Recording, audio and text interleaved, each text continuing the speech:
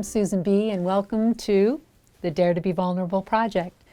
We are a social impact, not-for-profit driven project that focuses on engaging conversation around our mental health, speaking up, breaking the silence, and busting the stigma. Today's conversation is a collaboration between the Youth Services Bureau and their series, Your Mind Matters, with Bell Let's Talk. They've been around in Ottawa for 62 years, and they are the largest and most comprehensive nonprofit agency in the city. They have 350 caring professionals who work in 20 different locations around the city, and they have a variety of programs and services. And at the end of this video, we're going to have a list of those programs and services that you can tap into. And what I love about these conversations is their intent to help guide us, those of us that are struggling with our mental health. And what I've discovered is there's no quick fix. There's no, easy button. And it's a process. And we're each responsible for building our own path or our own map to mental well-being. And what I've learned about my own mental health journey and what I continue to learn is that we're in this together. And we need help from each other. And the most important ingredient is asking for help. We won't get there without it. So if you take anything away from today's conversation, I hope you take away that asking for help is the key. Today we're here and having a conversation about how issues caused by mental health can lead to youth homelessness. And I'm here with Neil, who's been with the YSB for 16 years. Thank you so much, Neil, for being here. You're welcome. And the work that you do, it must be very meaningful to you. Well, it really is. And, I'm super excited to be here today to have this conversation in particular. And I feel very lucky because there's quite a few people across our agency who would be very skilled at having this chat with you today. So I get to be the one to do it today, so I'm very excited about that. I really appreciate that. Yeah. And our focus is how poor mental health can lead to youth homelessness, but it doesn't always, right? Absolutely, absolutely. So what are some of the critical risk factors that do lead sometimes to youth homelessness? Yeah, so I think when we talk about homelessness, this is a complex issue, and we're not talking so much about adult chronic, homelessness, where because of rising interest rates or living paycheck to paycheck, people find themselves at that tight place. Yeah. Although that certainly is a huge issue right now in this country. We're talking more about adolescent experiences, and they're quite vulnerable because typically these are young people who are at some point living at home with a caregiver. And how does that break down sometimes, and how does that end up with someone at a point where they're not housed? And for some people that can be unsheltered, where they don't have any place to stay. Wow. Yeah. And then for other people, it's kind of hidden homelessness, where they have some resources, they have some support systems in place, so they're kind of couch surfing or going from place to place, but the risk starts to kind of increase the more that's happening and the longer that happens. And here at YSB, we have a bunch of supports to help those youth, but it is a little bit different than what the adult experience might be, and the risks are also different as well. So when others see a family struggling with their children, they tend to give advice. And I remember from my youth, sometimes I was a troubled child too. Yeah. I think we all are. Aren't we all? Yeah. Yeah, in our teens. And some advice that others would give is, just kick them out of the house. You don't need to deal with that. Still hear that today? And we do, and I think that is people who are actually meaning well because they're concerned about their friend or their neighbor, and they're seeing some things happening that is concerning. And typically there's a lot of conflict happening at home, So people can think that they're being helpful. It can also be a reflection of maybe older values as well. As long as you're under my roof, you're going to play by these rules, right? Yeah. And if you don't like it, there's the door, Yeah. And I think when we get into the world of mental health, in particular some of the more concerning aspects of mental health, what we see is that it's not so much that the behavior is the problem, the behavior is a symptom of things that are going on. So if we look at what happens to kids after they're kicked out or after they run away, I think the hope is, when people say kick him out or kick her out, it's going to teach them a lesson. So it's assuming that the kid has the skills and has the abilities to make the right choices, but they're choosing not to. How can parents or caregivers make a difference in managing their child's mental health? It's hard for them too, right? They're struggling too. Absolutely. So I think part of it is kind of, operating that sometimes in these years, as you just said, the brains are still developing. And what that can look like for a lot of kids is maybe more impulsive behaviors. Yeah. Peers start to play a bigger role as well. Oh, yes. And that's part of that breaking away process for kids, where they're learning to be independent and they're learning to make connections outside the home. And we would hope that those would be connections that would improve their chances. Yeah, healthy choices, like being on a swim team, for example, or being on student council, or being in the arts, whatever it might be that would help that child to develop their leadership abilities, right?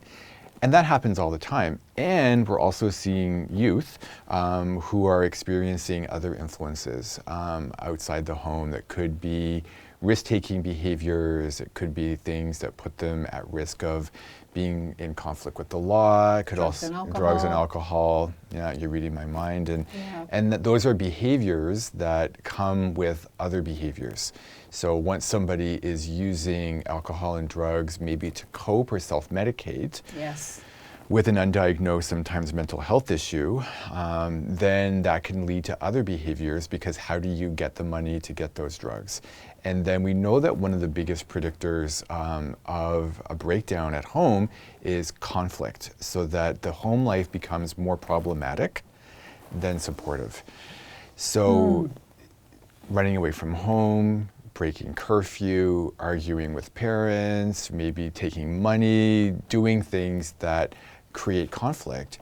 But it's kind of learning to identify the mental health issue that's really underneath all of those things that can lead kids to do these things. And sometimes the connections at home aren't as strong as they could be as well. I mean, we have lots of parents that are working 2 and 3 jobs, and just to keep the roof over their heads, and that impacts monitoring, which means that there's impulsive teenagers who are out in the community trying to make the best choices for themselves, doing that in peer groups that are also impulsive. And are struggling. Yeah, and are struggling. So it's making the right choices and asking for help. And where do they ask for help? Well, they can ask for help now, and I hope they know, through the Youth Services Bureau.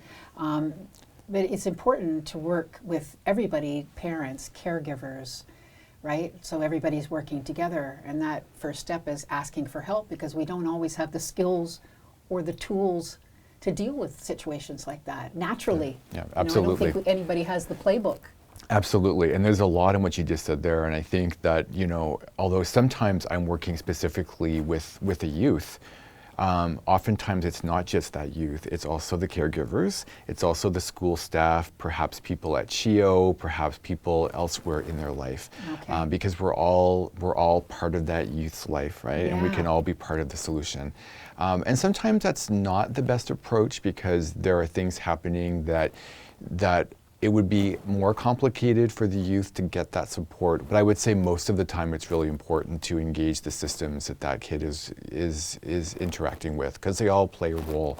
And then creating a safe environment for that youth who just met Neil, or many of the other counselors at YSB, to make a decision. I can trust this person, and I can talk about what's going on, and maybe I'm not going to be blamed or shamed or misunderstood, but listened to, heard, and supported. So key. Yeah. So key for every human being, but especially while you're struggling. Yeah. I've heard you talk about how important it is to attach. What does that mean? Yeah, so I mean, attachment are those kind of key relationships that kids are wired to have. And we know that kids that grow up in homes that have secure attachment, meaning there's not this impossible choice that kids have to make of, do I have to give up a part of myself to stay connected to my parents, or caregivers, whoever it may be, right? And oftentimes kids make that very difficult choice to kind of exile parts of themselves to try to get along. And that can sometimes be the root of where things like, for example, anxiety or depression or other mental health issues kind of show up, because it can create a lack of support for the youth, sometimes in the home, because we would hope that children and teenagers would turn to parents for support. Yeah. But if there's blocked care, and the parents, for their own reasons, are not always available to be there for that youth, that leads to blocked trust, where the teenager, it's very difficult for them to dare to be vulnerable because their experience has been that hasn't worked for me. So the youth either becomes very isolated, spending a lot of time by themselves, going into their head, overthinking things, and feeling all kinds of stuff, or they look for it in places that maybe don't necessarily serve their best interests. Yeah. And I know your methodology is about working as a team and collaborating. Yeah. But I've also heard that you said that a lot of people get trapped in ideas of logic or problem solving, right? Yep. And they want strategies and life hacks. Yes, that's a great way of saying it. And I think that's where we get into left brain stuff. So that's the part of the brain that really is logical, the ideas, and that can be really helpful. And so figuring out how do we support problem solving, how do we support people figuring things out, that can be an important part of therapy. It has a place. It definitely has a place. So it's not that it's one or the other. The right brain part, though, which is often more about emotions and feelings and creativity, and social pieces as well. Yes. That's often the part when people are coming in for therapy, that's the part that's throbbing. Yes. And needs some attention and some support. And kids want to be heard, and they want to be understood, and they want to be validated. They're not necessarily looking for someone to say, well, why don't you just do that? Or have you not tried this before? Because once you have those connections made with youth, and the therapeutic alliance has been made, then the trust is there, and they can start to see you as somebody that is listening and who is on their side. Yeah. So that buildup of stress and tension and anxiety gets some release. No, I can feel it just in this conversation, Neil. Yeah. How that's so important. Building a plan together, working with those people that care within that tribe. Sometimes it's family members or a caregiver. That's really important, right? Building a plan together. Yes, absolutely. It's not just up to that one individual or the youth on their own. Absolutely. And sometimes that's where the young people have the biggest obstacles, because it's difficult at 15 and 16 to be able to ask a teacher for extra support. I mean, I don't know if you can think back to your own days in high school. What was it like to raise your hand and say, I don't understand something? Oh, scary. Yeah, they don't do it. So No. they end up falling further and further behind, and they're in this whole cycle. And the schools, I think, are doing a way better job at being open to helping to find creative ways to support youth that have either learning disabilities or perhaps ADHD or things that interfere with their ability to be successful at school, which can be another predictor for homelessness or mental health issues, right? Yeah. So if the youth can't do it, maybe we can do it, or maybe as a family coming together to have those really important conversations around how mom and or dad, or two moms or two dads, et cetera, can come together to help support youth learning needs, or perhaps coping strategies or things that we're working on. And if the youth prefers not to do that and just to have individual counseling as well, that's okay. And that working relationship can become the tool to help promote the kind of positive changes for the youth's mental health. Can be the stepping stone, right? Absolutely. And again, we're going to come back to the key, which is always asking for help. Yeah. That's the first step, right? It's the first step, and it's the essential. hardest step. It's the hardest Yeah. step. Yes, it is. Dare to be vulnerable. In your experience, Neil, and all the years that you've been working and counseling, what do you feel are the elements that truly make a difference and help families and those youths move forward? That's a great question, and there's a lot of things. There's a lot of things. Well, that's you know. great news. Yeah, and I think that when I think back to, and when we ask youth at the end of service, like what was helpful for you, what we typically hear the most is the working relationship was helpful, having a safe place to talk about things that they couldn't elsewhere. It helps them to dare to be vulnerable and open up and to share feelings, because not all feelings are created equally. So it's easy to talk about feelings like happiness, excitement, anticipation. These are things that usually have a positive vibe to them, like like a really good meal in front of you. It makes you want to lean in and have some, right? Yeah. When we start talking about anxiety or anger or shame, these are meals that are trickier to want to open up and talk about. And we're also working with youth that have experienced a lot of ACEs, which means adversive childhood experiences. And we know that the more ACEs that youth and children experience, the more likely they are to have a mental health issue. The more likely they are to have mental health issue puts them more at risk of homelessness. Doesn't necessarily mean that they'll become homeless, but it starts to throw all of their protective factors. So the ACEs on one end, the protective factors on the other, it starts to throw things a little bit outside of balance, right? So working with kids who've experienced, all kinds of abuse or trauma in childhood, these are some of the hardest things to be able to talk about. So imagine how difficult it is for a teenager to walk into a room and say, I've been sexually abused, or I have a parent who's an alcoholic and there's no food in the fridge. These are very difficult things, and oftentimes kids have been coached by people in their lives to not break the secret. Well, they've been, shamed. They're shamed. Or shaming is put upon them, right? No, we don't talk about that. Don't let anybody know that. So imagine, absolutely, and imagine coming into that room and you have somebody in front of you who is compassionate and who is kind, but who is asking questions about things that they've been told not to talk about. Yeah. Wow. Yeah. Wow. So that's where the courage comes in. Oh yeah, for sure. And sometimes that involves us informing other people to help support that youth. And the youth on some level know that. And we talk a lot about that at the very outset of therapy. So around what's confidential, what might not be confidential, and how we can approach that so that kids aren't caught off guard, that they know and they can predict the kinds of things that we'd be doing to help keep them safe. But these are very complicated conversations. Yes. And each one is unique, right, Neil? Absolutely. We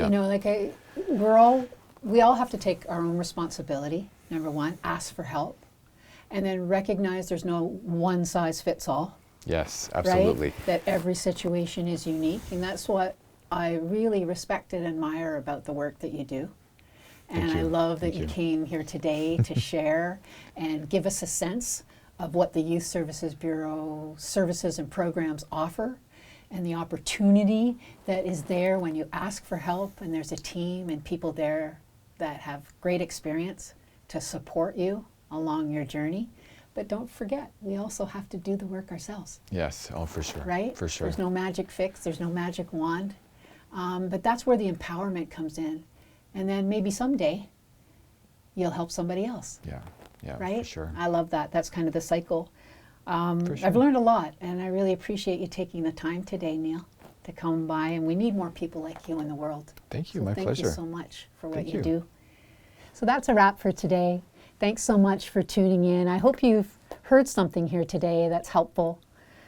There was a lot of things that we covered. I want you to remember that we create our own personal map to well-being and to mental wellness, if you will.